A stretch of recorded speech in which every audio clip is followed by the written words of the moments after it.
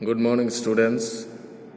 Today we are going to study chapter number 6, Administrative System and Architecture during the Medieval Age. So, in this chapter, we will learn and understand about the administrative process that was carried out during the medieval age by different Rajput rulers, their administrative process, the system of architecture and the monuments, the temples, everything that is associated with kingdoms we are going to study in this chapter number 6, that is administrative system and architecture during the medieval age. Now let us start with the administrative system during the Rajput age. So during the Rajput era, India was not ruled over by any one king. India was divided into big and small states, and the extent of each kingdom depended on the king's military powers. So in the previous chapter, we have studied about the different types of dynasties that ruled over North and South India.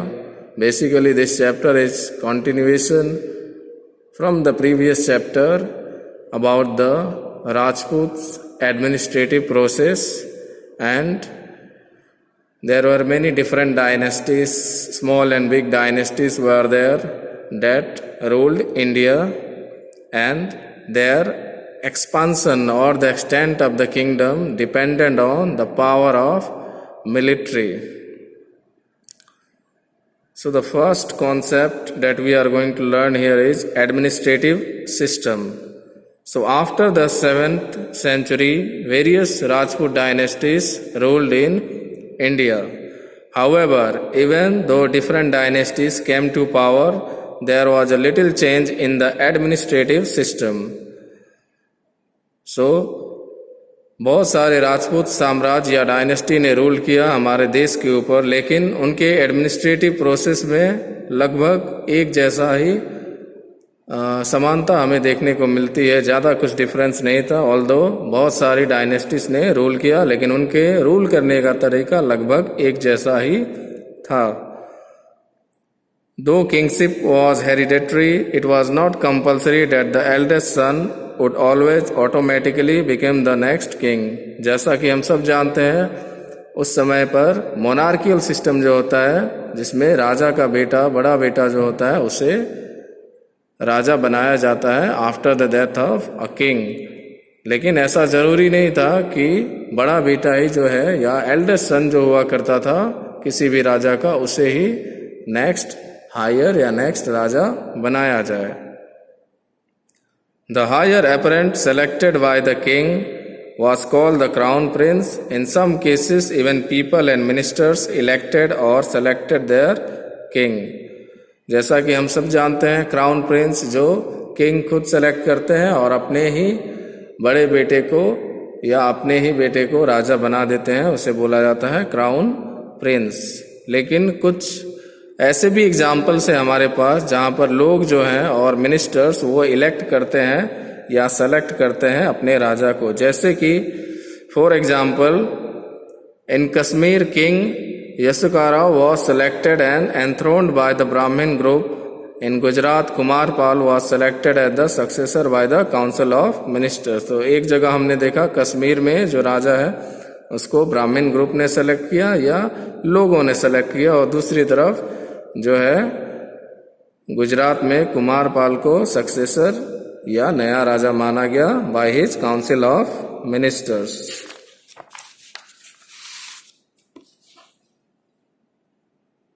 Now the ministers were appointed to assist the king to administer and manage the kingdom effectively. राज्य को चलाने के लिए अलग अलग ministers को appoint किया जाता था और वो राजा की सहायता करते थे ताकि एडमिनिस्ट्रेशन अच्छे से चल सके। अभी भी हमारे देश में जो प्राइम मिनिस्टर होते हैं उनके साथ जैसे अलग अलग मिनिस्टर्स होते हैं जो हमारे देश को चलाने में मदद करते हैं, हमारे प्राइम मिनिस्टर या प्रधानमंत्री को, और उनके अलग अलग मंत्री हुआ करते हैं। इसी तरह से पुराने समय में या मेडिवल टाइम में भी राजा के साथ उनकी काउंसिल ऑफ मिनिस्टर्स या डिफरेंट मिनिस्टर्स हुआ करती थी जो इनके किंगडम को चलाने में हेल्प करते थे। Yet at times people became victims of poor or wrong administrative policies. कभी कभी इतने सारे मिनिस्टर्स और किंग के होने के बावजूद भी जो लोग हैं, गरीब लोग जो है, कभी कभी एडमिनिस्ट्रेटिव पॉलिसी जो गलत हुआ करती थी उसका शिकार हो जाते थे या उनके साथ कुछ बुरा हो सकता था। Now administrative system in the village. So यहाँ हम पढ़ने वाले हैं कि मेडिवल टाइम में जो है गांव जो थे उनका एडमिनिस्ट्रेशन या उनका रूल कैसे हुआ करता था राजा के समय में। So village institutions were very important during the medieval period. So गांव में जो इंस्टीट्यूशंस काम करती है, जो संस्थाएं होती है, वो बहुत महत्वपूर्ण हुआ करती थी मेडिवल टाइम्स में। The panchayat looked after it's administration. दो पंचायत हुआ करती थी, वो पूरे गांव का एडमिनिस्ट्रेशन देखा करती थी। The head of the panchayat was called mukhi और sarpanch, and he was responsible for protecting and delivering justice to the villagers. जो पंचायत का मुखिया हुआ करता था वो या हेड हुआ करता था उसे मुखी बोला जाता था, या फिर हम सब जानते हैं उसको सरपंच बोला जाता है, और उसकी जिम्मेदारी थी, he was responsible for protecting and delivering justice to the villagers. Villagers को प्रोटेक्ट करना, उन्हें सुरक्षा देना और न्याय देना, ये काम था सरपंच का। His word was the final. Still in many cases the Gram Sabha would also give verdict and punish culprits. किसी भी मामले में जो सरपंच का जो आदेश होता था उसे अंतिम आदेश माना जाता था या फिर फाइनल डिसीजन। कुछ केसेस में ग्राम सभा के मेंबर्स भी अपना फैसला सुनाया करते थे और जिसकी गलती होती थी उसे सजा देते थे। Now even today at the village level the Gram Panchayat or the elders of the Panchayat provide guidance to the people. आज भी हमारे देश में जो ग्राम पंचायत है या पंचायत के जो बड़े बुजुर्ग हैं वो गाइडलाइंस या मार्गदर्शन करते हैं लोगों का, जो आसपास के गांव होते हैं या किसी भी गांव में जो भी समस्याएं होती है या जो भी कुछ किसी ने जुल्म किया है तो उसे समझाया जाता है या गाइडलाइंस जो देते हैं वो ग्राम पंचायत के लोग या सरपंच ही देते हैं। At that time land revenue was the main income of the kingdom. जैसा हम सब जानते हैं पुराने समय में या मेडिवल टाइम में भी लैंड रेवेन्यू जो था, जो टैक्स मिलता था जमीन से, वही मेन इनकम हुआ करता था किंगडम का। Each kingdom had different ways of collecting land revenue, but usually the sixth part of the cultivation was taken as the land revenue. हर एक किंगडम, हर एक राज्य या साम्राज्य का अलग अलग तरीका हुआ करता था टैक्स कलेक्ट करने का या लैंड रेवेन्यू कलेक्ट करने का। लेकिन इसके बावजूद भी ऐसा माना जाता है कि sixth part of the cultivation was taken as the land revenue. जो भी प्रोडक्शन होता था उसमें से 1/6 पार्ट जो हुआ करता था वो देना होता था as tax to the king. Apart from this other taxes were also levied on the people. इसके अलावा और भी टैक्सेस हुआ करती थी जो लोगों को चुकाना होता था। Different officers were appointed for different activities, और अलग अलग कामों के लिए अलग अलग ऑफिसर्स को अपॉइंट किया गया था।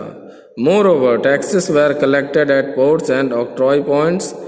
Landlords collected the tax and paid tribute to the kings. उस समय भी जो बंदरगाह हुआ करती थी या जिसे हम पोर्ट बोलते हैं, या टैक्स के तौर पे दिया जाता है। ऐसे टैक्सेस उस समय भी कलेक्ट की जाती थी और लैंडलॉर्ड जो थे, बड़े जमींदार, वो टैक्स कलेक्ट करके राजा को देते थे। इस तरह से एडमिनिस्ट्रेटिव सिस्टम गाँव का हुआ करता था, जहाँ पर गांव का एक मुखिया हुआ करता था या सरपंच, वो प्रोटेक्शन देता था पूरे गांव को ऑन बिहाफ ऑफ किंग, राजा के तरफ से, और इनकम के तौर पे जो लैंड रेवेन्यू था वो आता था किंगडम में, जो कलेक्ट करके राजा को पहुंचाना था।